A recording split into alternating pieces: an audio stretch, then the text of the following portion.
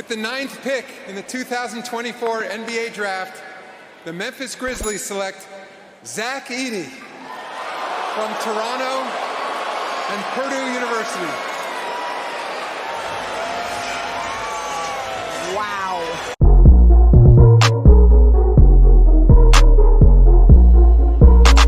KeyAno. Grizz gang, go hard. Baddest in the game, we be on one. I talk hoops so secure. All up on the court, but we gon' score. Memphis bringing heat straight from Tennessee. Demarest back in let's go, boy. He that MVP. What's going on, Grizzly fans? This is your friendly neighborhood Memphis Grizzly homer, Memphis X, and I talk hoops. Today, I am talking about the first round of the NBA draft. Well, more specifically, I'm going to talk about how the Memphis Grizzlies selected Zach Edey 9th in the NBA draft. Now, since about midway through the college season, you guys know we were really into the misery of the Grizzlies' injury-riddled season by then. I was trying to find a player to love in college. Well, that was coming up in the draft, whether it be college, the NBL, Europe, it didn't really matter. But it seemed pretty evident, especially after Ja went down, that the Grizzlies were going to be a lottery team. Ja's injury was the last bit of hope being extinguished by the hoop gods. So I kind of figured, okay, we're going to have to look. And y'all know I love the draft anyway. So I had been watching. And, of course, my favorite player was Robert Dillingham. That's the guy who I had number 1 on my draft board almost the whole season. But what I did know is that he would not be a good fit in Memphis. Now, that's because for a whole bunch of reasons, but mostly because we have a smaller starting point guard and a smaller starting shooting guard. So getting another smallish guard probably wasn't going to be the move, especially if you want some playoff success. But I will be watching him in Minnesota because, hey, I just like his game. Now, I'm going to tell you like this. I hadn't really been keeping track of Zach Edey until this season. And it was like I kind of caught on like right after the Ja's injury. I started watching some of his games, because he was putting up big numbers. And there were some Zach Edey truthers out there. And, of course, we were running lineups with Bismack Biyombo on the court and other kind of shenanigans. Jameson, all kinds of crap were running at center for the Grizzlies. So we had a need, especially after the Steven Adams trade. We knew the Grizzlies were going to be in the need for a big. So I watched some Alex Sarr in Australia, and I'm going to tell you, I had him 5, 6 on my board. I can't remember, somewhere around that, Alex Sarr. And now if you watch his highlights, Alex Sarr, they're great. If you watch some full games, if you stayed up late at the NBL and watched some full games, you would have seen some things that kind of made you uneasy. So I was still watching. I watched some Kyle Filipowski. Didn't like him. I watched some Kel'el Ware, who I liked as a freshman. And I did kind of like him. Now, he has some on and off games, but I did like his game. And then I started watching Donovan Clingan, and I liked his game defensively. But I hated just about everything he was about offensively. And the reason why is because he had problems scoring against college-level forwards. And that just irritated me. I had flashbacks of Steven Adams, who struggled to score on the inside, had to do all kinds of, miss bunnies a lot, even when Ja was spoon-feeding him. And then I started watching Zach Edey, and I started seeing this dude crushing the rim. And I was like, man, this guy is 7'5". He doesn't do anything but post up. it's not going to, no matter how good it looks. And then it's just game after game. I just kept watching game after game, crushing. And then the NCAA tournament happened. And I said, the coaches going to have time to prepare for him. They're going to stop him. I was getting ready. I was getting ready to get my Kentucky on. I knew Dillingham and Shepard were finna do some business in the tournament. And they saying, no, the Wildcats got beat in round one. And I'm watching Edey still crush it. I'm like, wait a minute. He is crushing it. And I looked at his teammates, and I was like, he is not playing with a single other pro player on his team. And he is still crushing it. And when they played UT, and he started going off, and the thing that you notice, and you really notice it in a UT game, is he was playing 32, 35 minutes, playing a lot of minutes for a college big. And if you know anything, if you've watched scouting a college big in the last 10 years, you know how frustrating it was to see them make a move. And next thing you know, they got a charge. Then they try to block a shot, and they barely touch somebody, a foul, and then it's 2 fouls in the first half, in the first 10 minutes, and they're out for the rest of the half. And you're like, man, what is this? The college referees do not know how to ref bigs. I mean, dominant, strong bigs. They just don't. I've seen a lot of bigs that have come through, and they've looked they've had these games where they're gone in the first 10 minutes of the first half or something crazy like that, or they pick up their third foul early in the second half and they have to sit for a long time. And it's just frustrating. So when you look through it through that lens, as a scouting lens, you understand exactly what Painter was doing as the head coach of Purdue, having Zach Edey just basically not avoid fouls, not just not foul, but avoid fouls early in the game. And where you see the difference is when the game is on the line and Zach Edey is not in any kind of foul trouble, his defense, his rim protection, it steps up a notch.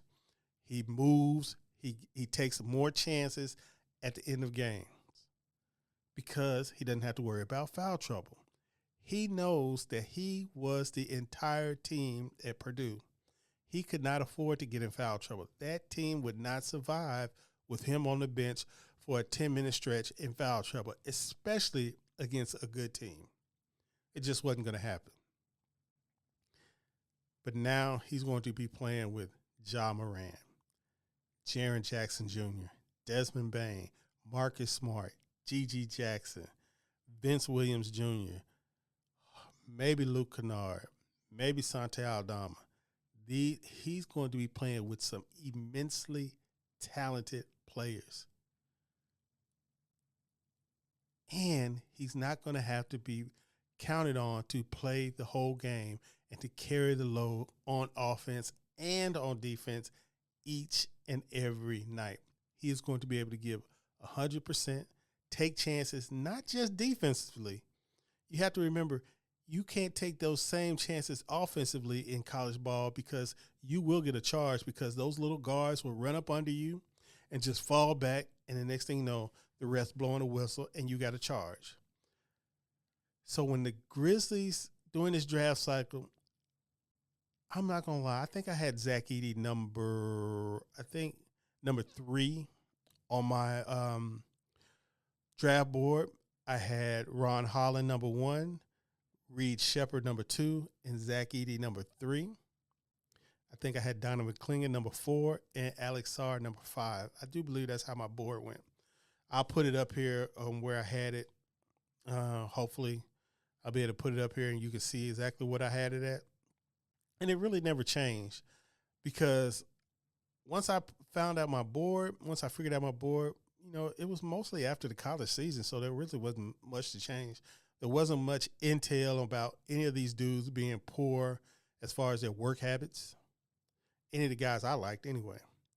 So it was very, very interesting. And it's been good to see that the Grizzlies finally got drafted a guy that I wanted before the draft cycle started, during the draft cycle, and they actually selected him for the team. So now either I'm going to be a very happy camper, or I'm going to be kind of embarrassed that Zach Edey didn't make it. But I don't believe that's going to be the case. I think Zach Edey is going to be a very, very dominant. And when I say dominant, I don't mean in the Shaq O'Neal sort of way. I mean, he's going to be dominant in the notion that teams, as Zach Kleiman said, teams are going to have to deal with him.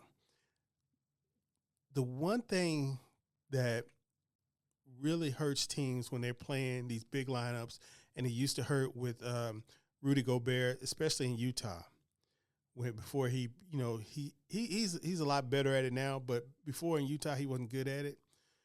Teams could still go small against you because they can put a smaller player on you, a forward, and pull you out on offense. You know, when they're on offense, they can pull you out of the paint because the guy's a three-point threat. And also, the center is not offensively skilled enough to take advantage of their size advantage. So teams aren't punished. And you saw this a lot with Steven Adams. Teams were able to go small when he was the only big on the floor because he could not punish. He could punish them on the offensive rebounds now. He can do that, but he couldn't punish them on points. And that's really where it hurts other teams. That's really what keeps teams substituting in a big to keep you off of scoring. And Zach Edey's not going to have that problem. Not only is he a capable scorer, he is a willing scorer. We're talking about a guy who is willing to put up 30 points night after night after night with no signs of stopping. He has a need and a desire to dominate offensively. He also has shown the IQ where he is a very smart player. When I was telling you about his defense and how he was able to avoid fouls, but also pick it up at the end of games, that is a part of him knowing how to play. Now, Zach Edey's not perfect. Now, there's not going to be a whole bunch of post-ups in the NBA or within the Grizzlies offense, but I think he's going to be a very, very viable pick-and-roll candidate. I think he's going to be a good lob candidate. I think he's going to set crushing ball screens. I think you're going to see Desmond Bane and Ja Morant get more wide open than you even saw against Steven Adams. And that's because Steven Adams wasn't really a lob threat. Zach Edey is a credible lob threat. Players are going to have to stay attached. And he's 7'5". That means if you have your 6'5" guard guarding Ja Morant and you try to switch that and put your 6'5" guard on Zach Edey, he's a foot taller than him, a whole entire foot. That's just like trying to put a 6-foot guard on a regular 7-footer. It's crazy to even think about. And he's got the skill to punish them, the will to punish him. He is going to want to dominate. So, yeah, you're going to see some big games from Zach Edey. I'm very, very excited that the offseason has kicked off with success for the Memphis Grizzlies. We have a dominant inside player, and it looks like he's going to be the starting center. So that, at this point, gives him a nice big rotation already of Zach Edey, Jaren Jackson Jr., Brandon Clark, and Santi Aldama. Now they need to get another guy who's very capable because, of course, Brandon Clark is still coming off a Achilles tear, and they're not going to want to stress him out during the season. He's going to probably sit out a lot of back-to-back games and stuff like that, even into next season.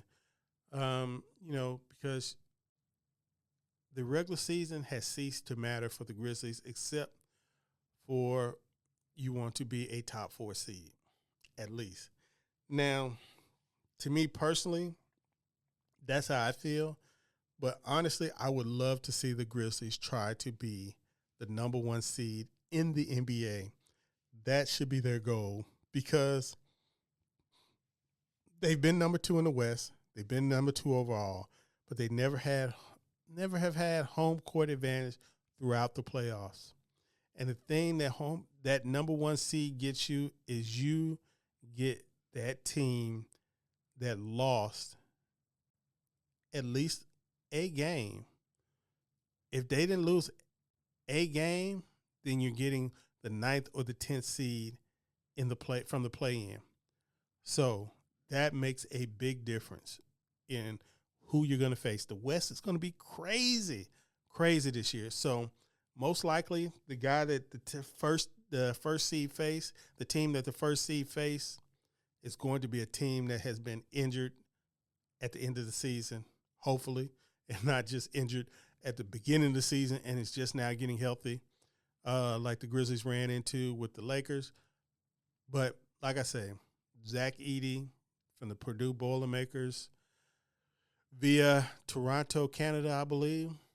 Welcome to Memphis.